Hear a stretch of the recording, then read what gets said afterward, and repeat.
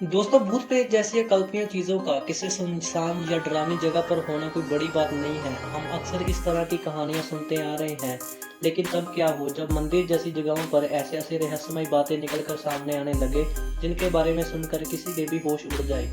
जी हाँ, आपने बिल्कुल सही सुना। आज की इस वीडियो में हम लोग कुछ ऐसी रहस्यमय बातें सुनाने वाले हैं जिसे सुनने के बाद आप मानने पर मजबूर हो जाएंगे कि भगवान है।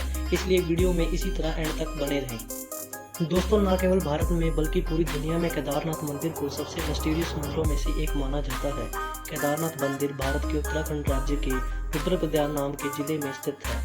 भगवान शिव का यह मंदिर हिंदू धर्म के तीर्थ स्थलों में से सबसे शुद्ध माना जाता है और इस मंदिर के बारे में एक प्रचलित मान्यता ये है कि जो कोई इस मंदिर में जाकर पूजा करवाता है वो बहुत ही खुशकिस्मत होता है, क्योंकि मान्यताओं के अनुसार इस मंदिर तक पहुंच पाना हर किसी की किस्मत में नहीं होता।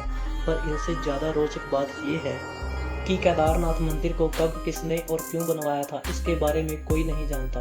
हालांकि वो अलग बात है कि धर्म और शास्त्रों में ये लिखा है कि केदारनाथ मंदिर को पांडवों ने बनवाया था, परंतु अभी तक इस बात का कोई सबूत नहीं मिला कि इस मंदिर को वाकई में ही पांडवों ने बनवाया था या फिर इसके पीछे कोई और रहस्य छुपा है। इस मंदिर का रहस्य यहीं पर ही नहीं खत्म हो जाता, क्योंकि जब आप केदारनाथ मंदिर की बनावट को देखेंगे तो आपका सर चकराने लग जाएगा। केदारनाथ मंदिर में जो पत्थर लगे हैं वो इतने स्टीक और इंटरलॉकिंग तरीके से लगे हुए हैं कि देखकर ऐसा लगता है कि मानो जैसे मॉडर्न इंजीनियर ने तैयार किया हो। ऐसा होने तो संभव नहीं है। ये मंदिर आज से 1000 साल पुराना है। जिस भी वक्त ये मंदिर बना होगा उस समय में इस्तेमाल किए जाने वाली मॉडर्न टेक्नोलॉजी का तो नामो निशान नहीं था। ऐसे में बिना किसी वर्तमान टेक्नोलॉजी में इस मंदिर को ऐसा बनाना अपने आप में किसी चमत्कार से कम नहीं है, क्योंकि कोई भी तूफान आए, फिर कितना भी बड़ा बवंडर आए, इस मंदिर को कुछ भी नहीं हो सकता। तभी तो 16 जून 2013 में इतनी बड़ी सुनामी और तूफान पूरा उत्तराखंड पानी में बहा ले गया। यहाँ तक कि आज के ज़माने में बनी हुई बड़ी बड़ी बिल्डिंगें ताश के पत्ते की तरह बिखर गई।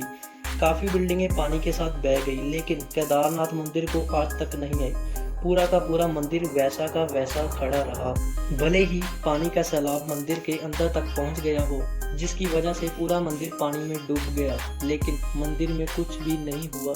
जी हाँ, आज भी आप मंदिर को वैसा ही वैसा देख सकते हैं जैसे ये हजारों साल पहले था। अभी ये बात सुनकर आप लोगों को लग रहा होगा कि इसमें कौन सी बड़ी बात है। तो दोस्तों रुक जाइए, अभी हम आपको ये बताने जा रहे हैं कि जिसे सुनने के बाद आपके रोंगटे खड़े हो जाएंगे, क्योंकि उस समय बाढ़ के वक्त हर तरफ पानी ही पानी दिखाई दे रहा था। क्योंकि उस समय बारिश में जब बहुत सारा पानी हो गया था तो पीछे बहुत बड़ा पत्थर पहाड़ से निकल कर आया और केदारनाथ मंदिर के जस्ट पीछे रुक गया और उसने पानी की धारा को 2 भागों में कर दिया। पानी की तेज धार को जो डायरेक्ट मंदिर को तबाह करने के लिए आगे बढ़ रही थी, उसने इस विशालकाय पत्थर ने बहुत ही चमत्कारी तरीके से 2 भागों में बांट दिया, जिसकी वजह से मंदिर पूरी तरह सुरक्षित हो गया। ऐसे में सबसे बड़ा सवाल ये आता है कि जब लेटेस्ट टेक्नोलॉजी और मजबूत पत्थरों का इस्तेमाल करके बनी बड़ी बड़ी बिल्डिंगें पानी के बहाव को नहीं झेल पाई और टूटकर बिखर गई, तो भला केदारनाथ मंदिर क्यों डूब सकता था। अब आप इसे कुछ भी कहें, जब सारी बिल्डिंगें टूटकर बिखर रही थी तो एक विशालकाय पत्थर ने मंदिर को सुरक्षित करने का काम किया। इस घटना के बाद लोगों को ये एहसास हुआ कि सच में केदारनाथ की पूजा के लिए लोग मीलों की दूरी तय करके आते हैं, वो वाकई में ही कितना रहस्यमय और चमत्कारिक है। और शायद यही कारण है कि केदारनाथ मंदिर को भारत के सबसे पवित्र और रहस्यमय मंदिरों के तौर से जाना जाता है। अब जो लोग केदारनाथ के दर्शन करने के लिए गए होंगे उन्हें ये तो पता होगा कि वहाँ पर एक कुंड है जिसका नाम लेतस कुंड है। ये पर क्या आप ये बात जानते हैं कि जब कोई यहाँ पर ओम का जाप करता है तो उस कुंड में से बुलबुले निकलने शुरू हो जाते हैं। अब जाहिर सी बात है वो एक नॉर्मल चीज़ तो है नहीं, इसलिए बहुत से अलग अलग एक्सपर्ट और रिसर्चरों ने जाकर ये जानने की कोशिश की है कि ऐसा क्यों होता है। पर इतनी सारी खोज के बाद भी उन्हें कोई वैज्ञानिक तथ्य नहीं मिला और अभी भी बहुत से वैज्ञानिक ये जानने में लगे हैं कि आखिर ओम का जाप करने से कुंड में बुलबुले क्यों निकल रहे हैं। अगर आपको इस बात का जवाब पता है तो हमें और हमारे दर्शकों को इसका जवाब कमेंट में देना मत भूलिएगा। दोस्तों, ये बात कि आप जानते होंगे कि केदारनाथ एक धाम है जो 6 महीने बंद और 6 महीने खुला रहता है। पर दिमाग को हिला देने वाली बात तो तब पता चलती है कि जब 6 महीने ये मंदिर बंद रहता है तो यहाँ सबसे अजीब घटना घटती है जिसे वहाँ के लोग महसूस भी कर सकते हैं। असल में केदारनाथ मंदिर के आसपास रहने वाले लोगों का ये कहना है कि जब 6 महीने मंदिर का द्वार बंद हो जाता है तो किसी को इस मंदिर के अंदर प्रवेश करने नहीं दिया जाता, फिर चाहे वो कितना ही बड़ा वीआईपी क्यों ना हो। अगर एक बार मंदिर का कपाट बंद हो गया तो सीधा 6 महीने के बाद ही खुलता है। 6 महीने मंदिर की किसी भी प्रकार से सफाई नहीं की जाती। यहाँ तक मंदिर के अंदर जो दीपक जलाने का काम होता वो भी कोई पंडित जाकर नहीं कर सकता, यानी मंदिर के अंदर पूरा प्रवेश बंद कर दिया जाता है। और शिवा इस मंदिर के अंदर भगवान भोले के अलावा कोई भी नहीं होता। मंदिर बंद होता है 6 महीने बाद जाकर दर्शनों के लिए खुलता है, पर मंदिर का कपाट जब 6 महीने बाद खुलता है तो उसके अंदर का दीपक लगातार जलता रहता है दोस्तों। पर जाहिर सी बात है दोस्तों, अगर आप किसी कमरे को 6 महीने के लिए बंद करके चले जाओगे तो उसे दोबारा से खोलोगे तो बहुत सारी धूल और मिट्टी, कीड़े मकोड़े घूमने लगेंगे। जिस हाल में आपने कमरे को छोड़ा होगा उस हाल में तो कमरा बिल्कुल नहीं होगा, क्योंकि कमरा बंद हो या खुला हो, अगर हम उसमें सफाई नहीं करेंगे तो प्रकृति किसी न किसी तरीके से वहाँ पर कब्जा करना शुरू कर देती है, फिर चाहे धूल मिट्टी के जरिए हो या छोटे छोटे कीड़े मकोड़ों के जरिए। लेकिन जब स्वयं ब्रह्मांड को चलाने वाले भोलेनाथ किसी जगह में हो तो प्रकृति का क्या मजाल कि वो उस जगह के आसपास भी फटक सके। तो जब पूरे 6 महीने के बाद केदारनाथ का कपट खुलता है तो बिल्कुल भी गंदा नहीं होता।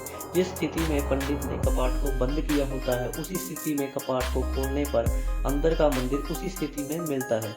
अब चलिए ये बात तो फिर भी हजम हो जाती है कि कपाट बंद करने के 6 महीने बाद जब मंदिर को खोला जाता है तो उसमें से सब कुछ बिल्कुल वैसा ही होता है, लेकिन 6 महीने तक बिना किसी की सहायता के दीपक का जलना सच में बहुत बड़ा चमत्कार है।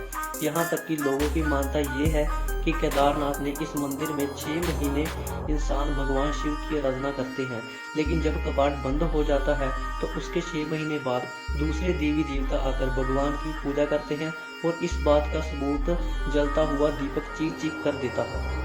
वरना क्या कभी आपने सुना है कि 6 महीने तक एक ही दिया जल रहा हो और वो बुझने का नाम ही ना ले रहा हो।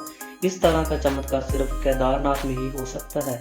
ये भी कहा जाता है कि केदारनाथ में भगवान की असीम शक्तियां मौजूद हैं।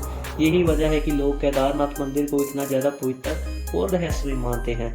हालांकि कहने को तो ये भगवान का घर है और बाकी मंदिर भी भगवान का घर होते हैं, लेकिन जो चमत्कारी शक्तियां केदारनाथ में आने के बाद महसूस होंगी वो आपको ज्यादातर कहीं भी नहीं महसूस होंगी। मंदिर के अंदर कदम रखते ही ऐसा लगता है कि स्वयं भगवान शिव का हाथ हमारे सर पर आ गया हो और सारी दुख तकलीफें खुद ब खुद मिट जाती हैं।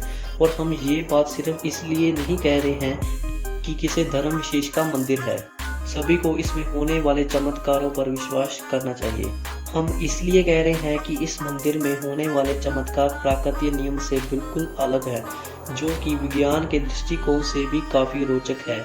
अब आप किसी भी धर्म से क्यों ना ताल्लुक रखते हो, लेकिन अगर आप विज्ञान को मानते हैं तो एक बार आप इस मंदिर में जाकर वहां होने वाले चमत्कारों को जरूर महसूस करिएगा, जिसके बाद आपको ये समझ आ जाएगा ऐसी भी चीजें हैं जिनका विज्ञान से कोई ताल्लुकात नहीं है, सिर्फ और सिर्फ चमत्कार से चलते हैं।